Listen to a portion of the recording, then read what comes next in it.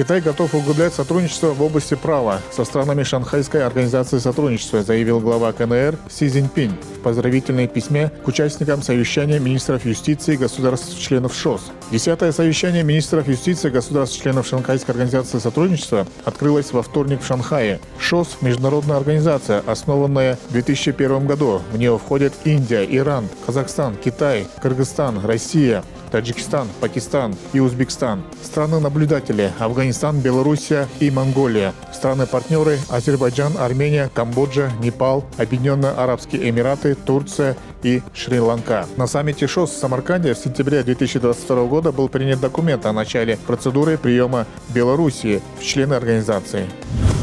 Зерновая сделка может быть возобновлена в ближайшее время. Об этом по итогам переговоров с российским лидером Владимиром Путиным в Сочи заявил президент Турции Реджеп Таyyip Эрдоган на странице Викс. Одним из вопросов, на котором мы сосредоточили свое внимание, была активизация Черноморской инициативы. В этом контексте совместно с ООН мы подготовили новый пакет предложений. Как Турция, я верю, что мы скоро достигнем решения, которое оправдает ожидания, отметил турецкий лидер. На встрече с Путиным президент Турции назвал справедливыми ожидания России по зерновой сделке. Также Эрдоган признал, что эффективных альтернатив Черноморской инициативе пока нет.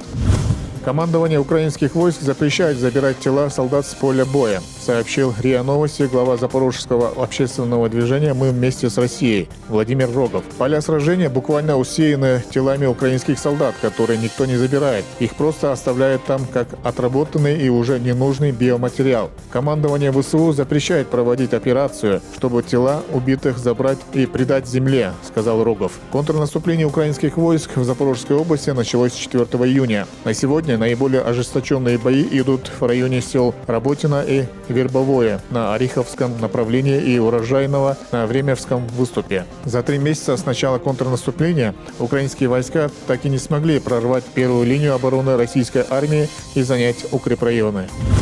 Рейс авиакомпании Delta Airlines, следовавший из Атланты в Барселону, был вынужден вернуться в аэропорт вылета из-за сильной диареи у одной из пассажиров. Об этом пишет Daily Mail. Когда самолет находился в воздухе, диспетчерам поступило сообщение от пилота с требованием прервать полет. Экипаж оценил ситуацию на борту как биологическая угроза. Выяснилось, что у авиапассажира случилось столь сильный приступ болезни, что он не успел добежать до туалета. В результате утверждают очевидцы, что весь салон лайнера Airbus 350 оказался в фекалиях. После приземления пассажира забрала карета скорой помощи. На уборку самолета потребовалось 5 часов. В частности, техникам пришлось оперативно перестилать ковровое покрытие пола.